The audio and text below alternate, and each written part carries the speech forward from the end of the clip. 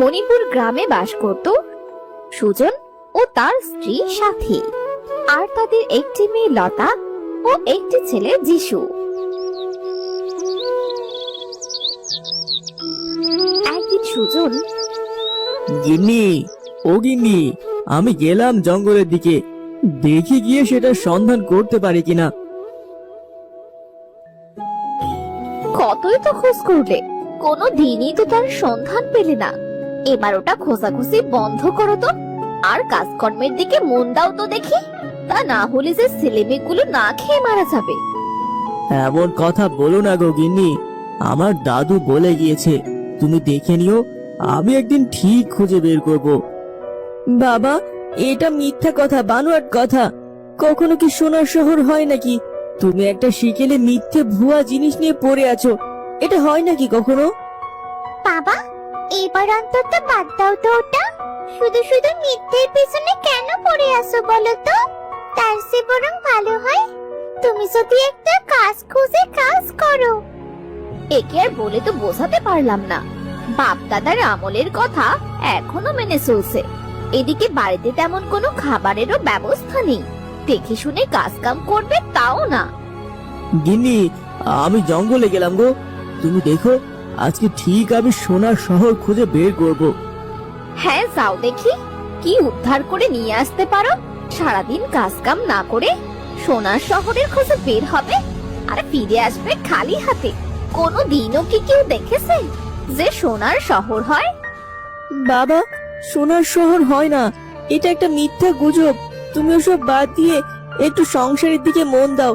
দেখো, আমাদের সংসারে সব সময় অভাব লেগেই থাকে। তোরা একটু ধৈর্য ধর, আজকে যদি কোনো কিছু সমাধান করতে না পারি তাহলে আর কোনো দিন যাব না। সুজন জঙ্গলে হাঁটতে হাঁটতে হঠাৎ করেই একটা গর্তের ভেতর পড়ে যায়, আর চক্রাকারে ঘুরতে ঘুরতে মাটির নিচে একটা শহরে এসে পড়ে। সে চারদিক তাকিয়ে বলে, আ আ আ আ আ, এটা আমি কি দেখছি? আমি তো সোনার শহরে পৌঁছে গেছি। এবার আমাদের সংসারে আর কোনো কষ্ট থাকবে না। অবশেষে আমি সোনার শহরের খোঁজ পেয়ে গেছি। হঠাৎ সে একটা রাক্ষস দেখলো। কে রে ওখানে? এই রাক্ষসের শহরে কেমন মানুষের গন্ধ বের হচ্ছে। যাক, আজকে মনে হচ্ছে আমার রাতের শিকারটা খুব ভালো হবে। দয়া করে আমাকে মেরো না, আমাকে ছেড়ে দাও, আমি এক্ষুনি চলে যাচ্ছি। দয়া করে আমাকে ছেড়ে দাও, আমি আর কোনোদিন সোনার শহরে লোভ করব না। কি বলিস কি তুই? তোকে আমি যেতে দেবো এত সহজে? না, কখনো না। আমি তোকে এখানে বন্দি করে রাখবো। এই বলে রাক্ষসটা জাদু করে সুজনকে বন্দি করে রাখে। ছেলে মেয়েরা আমাকে কতবার বারণ করেছে এখানে না আসার জন্য। যদি ওদের সবার কথা শুনতাম তাহলে আজ আর আমাকে এমন বিপদে পড়তে হতো না।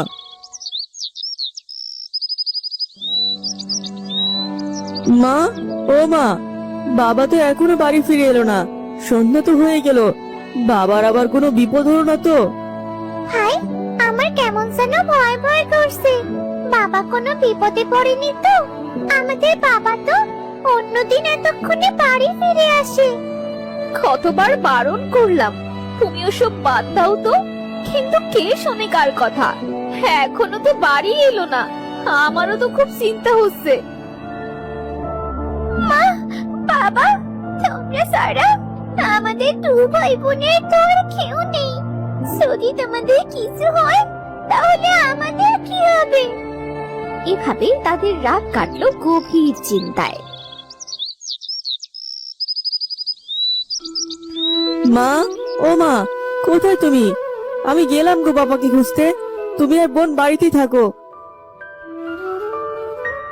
ভাই, ও ভাই, আমিও যাবো তোমার সাথে বাবাকে খুঁজতে। চলো না, আমরা দু ভাই বোন গিয়ে বাবাকে খুঁজে আনি। তুই আমার সাথে যাবি বোন? তাহলে চল, আমরা এখনই বেরিয়ে পড়ি। না জানি বাবার কত কষ্ট হচ্ছে। আমার বাবা কোথায় কেমন ভাবে আছে তা কে জানে। সাবধানে যাস বাবা, যা তোর বাবাকে খুঁজে নিয়ে আয়। সোনার শহর খুঁজতে গিয়ে না জানি কোন বিপদ ডেকে নিয়ে এলো।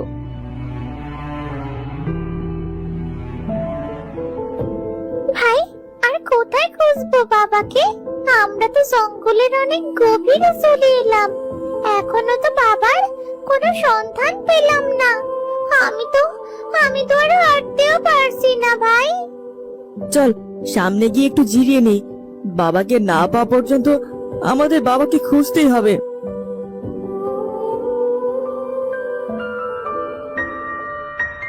কে তোরা?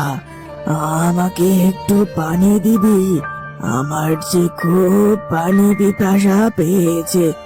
গলাটা একেবারে শুকিয়ে যেন কাঠ হয়ে গেছে।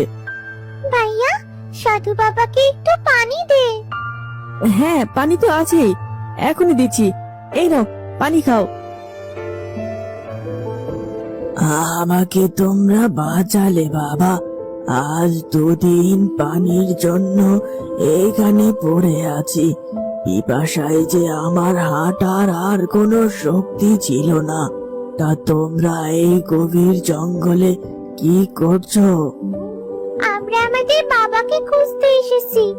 আমাদের বাবা প্রতিদিন সোনার শহর খুঁজতে এইদিকে আসতো। আপনি কি আমাদের বাবাকে দেখেছেন সাধু বাবা? এদিক দিয়ে যে লোকটা প্রতিদিন আসতো, সে তোমাদের বাবা? আমি তাকে প্রায় আসতে দেখতাম, আজ তো তাকে দেখলাম না। সাধু বাবা, আপনি কি বলতে পারবেন সোনার শহর বলে কিছু আছে কিনা? আর থাকলেও সেটা কোথায়? আমার কেমন জানি মনে হচ্ছে আমাদের বাবা সেখানে আটকা পড়ে আছে, আর আমাদেরকে তাকে বাঁচাতে হবে। হ্যাঁ, সোনার শহর আছে তো, আর সেটার পথের সন্ধানও আমি জানি। কিন্তু সেটা তো অনেক ভয়ঙ্কর জায়গা, সেখানে সব রাক্ষসরা থাকে। সাধু বাবা, সেখান থেকে আমার বাবাকে মুক্ত করার কি কোনো উপায় নেই? আপনি যদি জানেন তবে আমাদেরকে বলুন, আমরা আমাদের বাবাকে মুক্ত করে আনবো। আমি সোনার শহরে পৌঁছানোর রাস্তা বলে দিচ্ছি। তোমরা তোমরা আর একটু সামনে গিয়ে একটা গর্ত দেখতে পাবে। গর্তটার মুখ বন্ধ করা আছে। তোমরা সেখানে গিয়ে গর্তের মুখ আলগা করে দেখতে পাবে একটা সুড়ঙ্গ পথ। সেই পথ ধরে সামনের দিকে গেলেই সোনার শহর দেখতে পাবে। তাহলে আমরা এবার আসি সাধু বাবা, আমাদের জন্য দোয়া করবেন। দাঁড়াও, এটা নাও। এটা দিয়ে রাক্ষসের প্রাণ ভমরাকে মেরে ফেলবে, তাহলে তোমার বাবাকে মুক্ত করতে পারবে। রাক্ষসের প্রাণ ভ্রমরা কোথায় আছে, আর আমরা সেটাকে মারবো কিভাবে? সোনার শহরে একটা পুকুর আছে, আর সেই পুকুরে একটা নীল রঙের অদ্ভুত মাছ দেখতে পাবে। সেই অদ্ভুত মাছের ভেতরে লুকিয়ে রেখেছে রাক্ষসদের প্রাণ ভোমরা। এটাকে মারতে পারলে সোনার শহর একটি সাধারণ শহরে পরিণত হবে।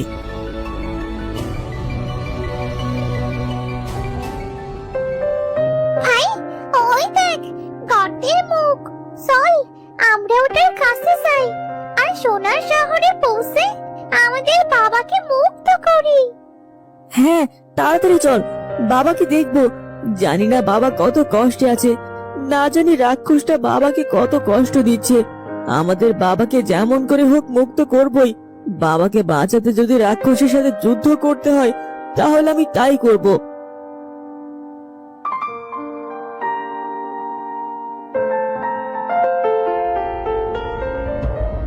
ভাই, আমরা তো সোনার শহরে পৌঁছে গেছি।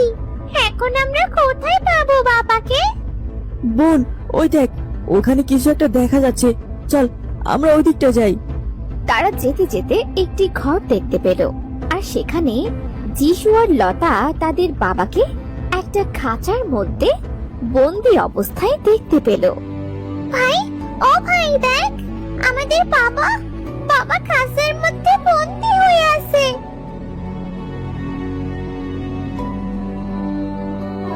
বাবা, বাবা, তোমার এই কি অবস্থা করেছে রাক্ষসা? তোমাকে আমরা কতবার বারণ করেছি, তুমি কারো কথা শোনোনি। এখন তোমার কত কষ্ট হচ্ছে বলো তো? থাক বোন, আর বলতে হবে না, যা হওয়ার ছিল তাই হলো। চল, আমরা ওই পুকুরের কাছে গিয়ে সেই নীল রঙের অদ্ভুত মাছটা খুঁজে আসি, তা না হলে রাক্ষসরা আবার কখন জানি চলে আসে। হ্যাঁ হ্যাঁ বাবা, তোরা তাড়াতাড়ি যা, রাক্ষসের আবার ফিরে আসার সময় হয়ে গেছে।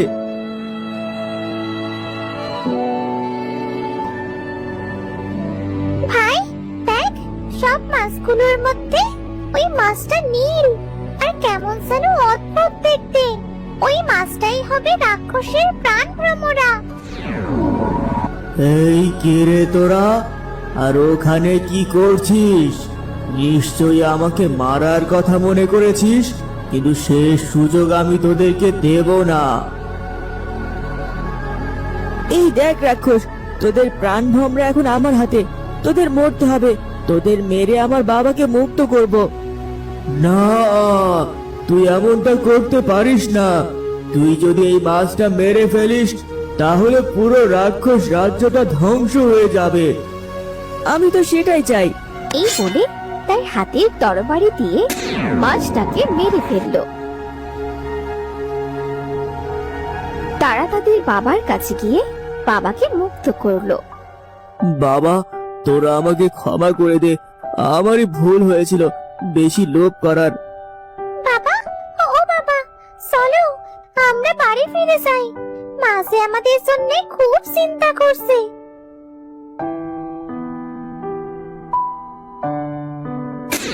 রাক্ষসদের রাজ্যটা ধ্বংস হয়ে গেল। সোনার শহর একটি সাধারণ শহরে পরিণত হয়ে গেল।